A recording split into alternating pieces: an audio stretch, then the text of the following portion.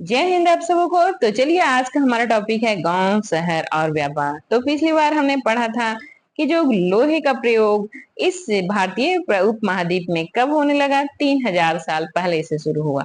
महापाषाण काल में लोहे के कब्रों के औजार मिलते हैं, जिससे हमें पता चलता है कि हमारे यहाँ कब से लोहे का उपयोग शुरू हुआ। उसी प्रकार हमने देखा था कि लोहे के किस प्रकार जो अलग अलग प्रकार के हथियार बनाए जाने लगे, अलग अलग प्रकार के टूल्स बनाए जाने लगे, जिससे हमारे खेतों में उत्पादकता बढ़ी। खेतों में उत्पादकता बढ़ने से मतलब है कि जब लोहे के हल का विकास हुआ तो खेतों की कुड़ाई ढंग से होने लगी, जिससे क्या हुआ कि फसलों के बीज को अच्छे से बोया जाने लगा। फसलों यहाँ देखिए हसिया है, जिससे फसलों की कटाई को अच्छे से किया जाने लगा। इस प्रकार जब लोहे का आविष्कार हुआ या लोहे की खोज हुई, तो हमारे देश में इस भारतीय प्रायद्वीप में बहुत ही तेजी से गांव से शहरों का विकास हुआ। गांव से शहरों का विकास हुआ।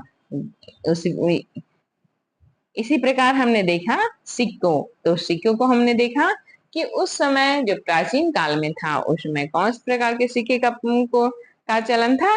तो आहत सिक्कों का चलन था। किस प्रकार के सिक्कों का? आहत सिक्के थे, जिसमें एक मेटल रहता था, कोई भी मेटल, जो उस समय ज्यादातर चांदी और तांबे के सिक्के होते थे। उसमें उस चांदी या सिक्के के धातु को पे जोर से जो सील टाइप के जो मुहर रहते थे, उसे उसे पीटा जाता था, जिससे उसमें निशान बन जाते थे। और इस प्रकार के निशान बन जाते थे, तो इसे बोलते थे आहत सिक्के।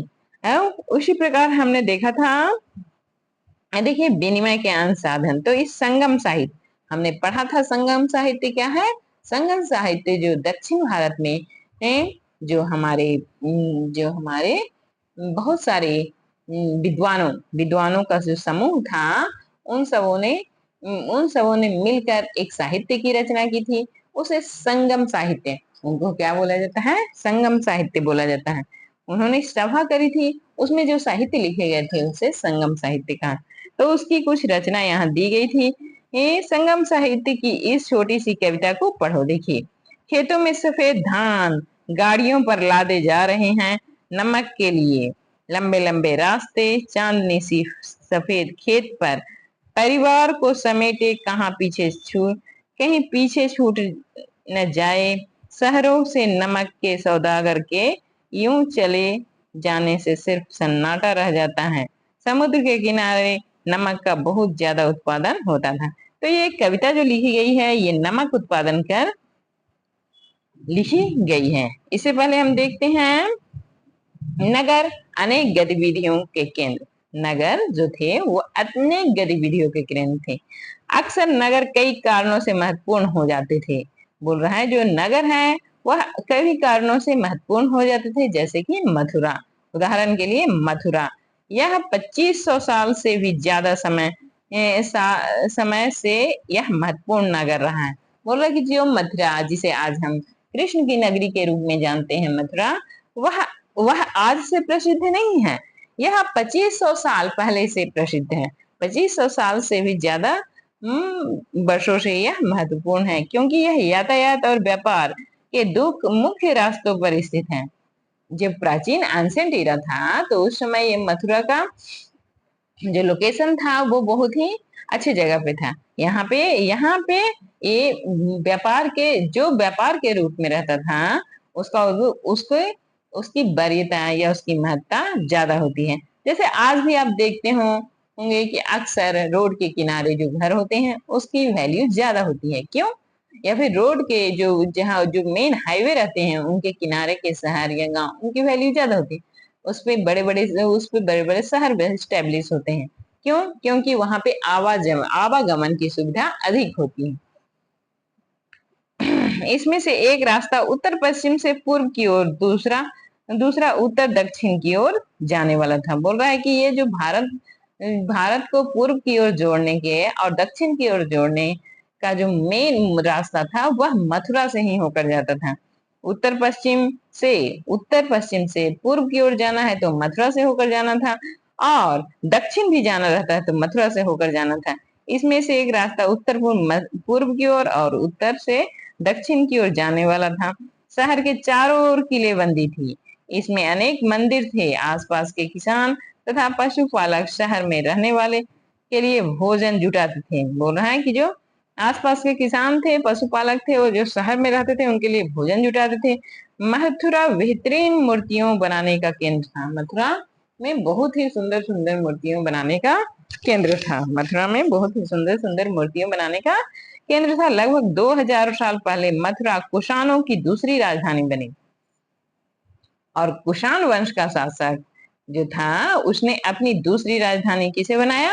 मथुरा को बनाया। इसके बारे में तुम आगे पढ़ोगे। मथुरा एक धार्मिक केंद्र भी रहा है। यहाँ बौद्ध विहार, जैन मंदिर है। यहाँ पे बौद्ध विहार भी है, जैन मंदिर है। यह कृष्ण भक्ति का एक महत्वपूर्ण केंद्र है। आप जानते होंगे कि हम आज भी कृष्ण की नगरी के रूप में मथुरा को जानते हैं। मथुरा में प्रशस्त खंडों और मूर्तियों पर अनेक अभिलेख मिले हैं। आमतौर पर ये संक्षिप्त अभिलेख हैं जो स्त्रियों और पुरुषों द्वारा मठों और मंदिरों को दिए जाने वाले दान का उल्लेख करते हैं। वहां मथुरा में अनेक प्रशस्त्र खंडों या मूर्तियों पर अभिलेख मिले हैं, जिसके किस बारे में? तो ये मठों को दान दिए जाने में, जो दान दिया गया उसके बारे में अभिलेख है। प्राय शहर के राजा रानी, अधिकारी, व्यापारी, शिल्पीकार एक प्रकार के इस प्रकार का दान करते थे। उदाहरण के लिए मथुरा के अभिलेख में सुनारों, लुहारों, बुनकरों, टोकरी बुनने वाले, माला बनाने वाले, इत्र बनाने वाले का उल्लेख मिलता है। तो आपने देखा कि उस समय किस किस की फैक्ट्री थी? इत्र बनाने की फैक्ट्री थी, टोकरी बनाने की फैक्ट्री थी, बुनकर की थी, जो कपड़े बुनते थे, लोहार थे, सुनार थे। एंशियंट एरा में जब हम मिडेवल एज, जब हम कब पढ़ रहे हैं? हम महाजनपद इरा के बारे में पढ़ रहे हैं।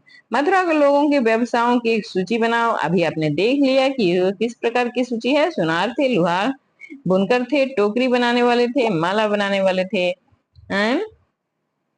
इत्र बनाने वाले थे, शिल्प और तथा शिल्पकार, पुरा स्थलों से शिल्पों के नमूने मिले। पुरा स्थलों से शिल्पों के नमूने मिले।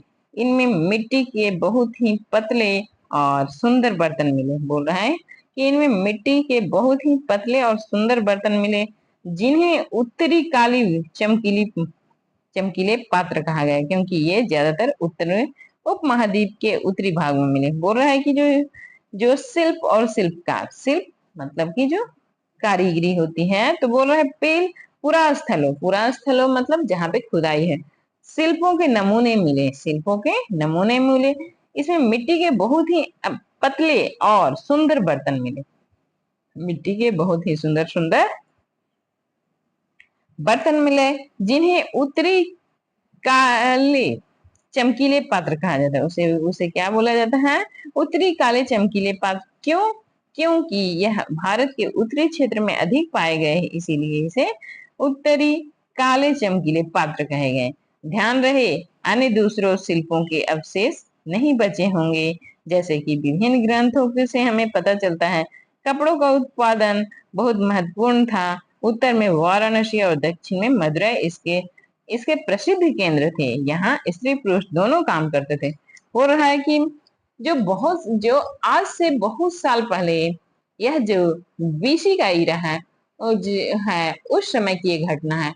तो उस समय से आज तक आते आते बहुत सारे जो शेष बचे हुए थे, उन सब के वही सब अब जो हमारी जो जलवायु इस तरह है, यहाँ पे अधिक बारिश होने के कारण वो जो अगर कपड़े रहे भी होंगे उस समय, तो वो कपड़े सड़ गए होंगे। इस कारण लकड़ियां रही होगी, लकड़ियों पे जो डिजाइन बनाए होंगे वो भी कुछ ही मात्रा में बचे हैं। जो मंदिरों पे अभिलेख लिखे थे, जो पत्थरों पे, बस वही बच पाए हैं, और कुछ कुछ मिट्टी के बर्तन वही बच पाए हैं। जो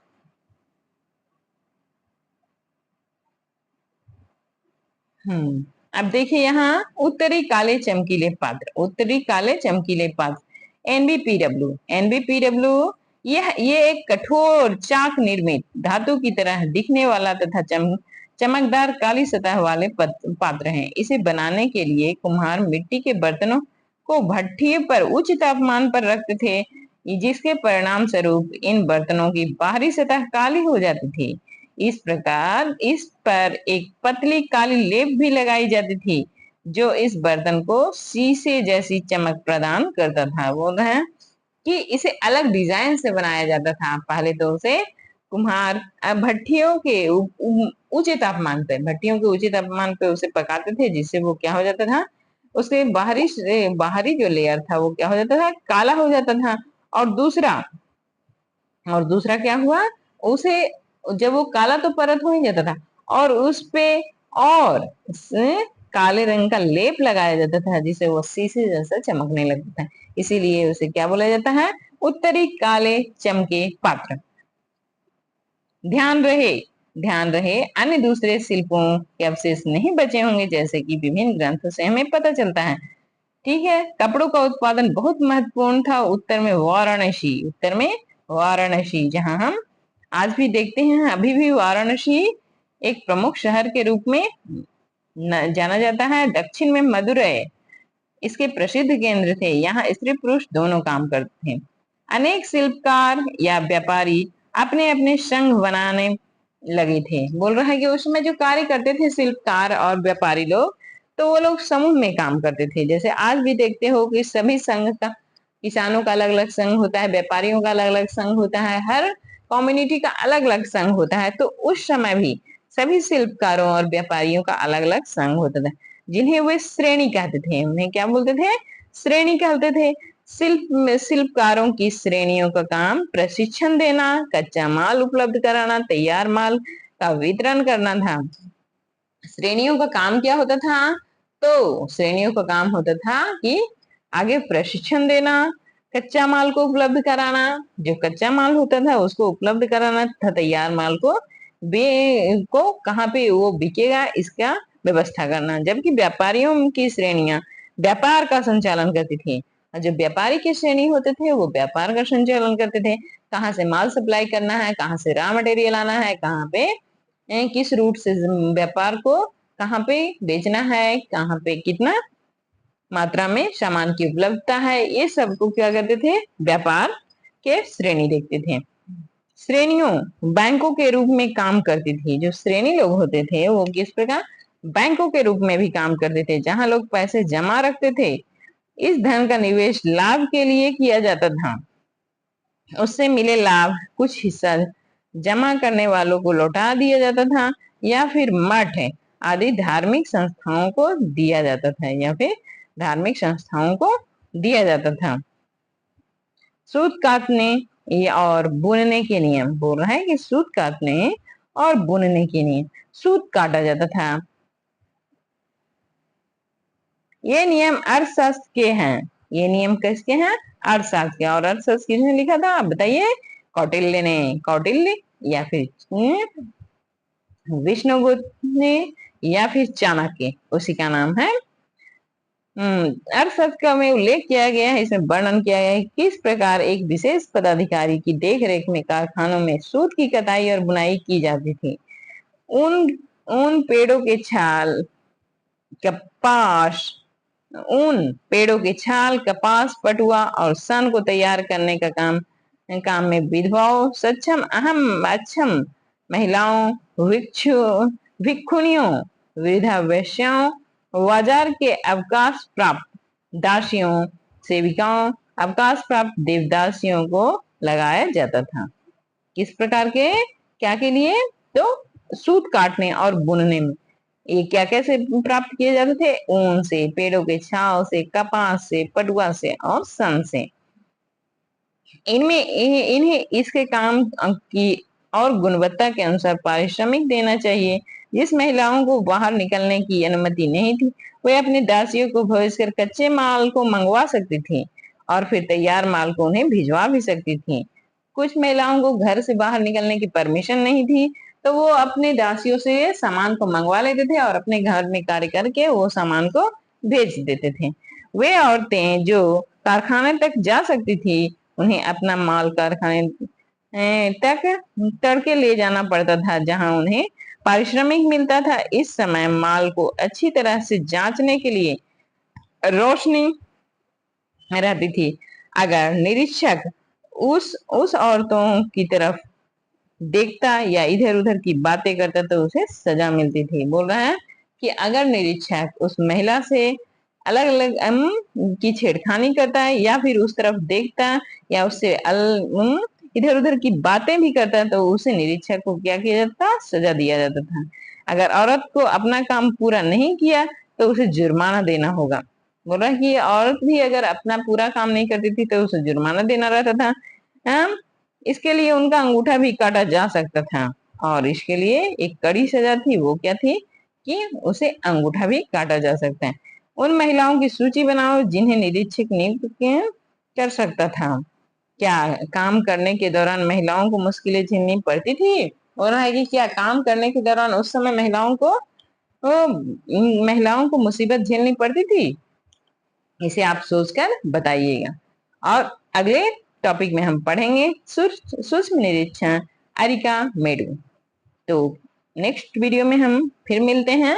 आप सबों का बहुत बहुत धन्यवाद।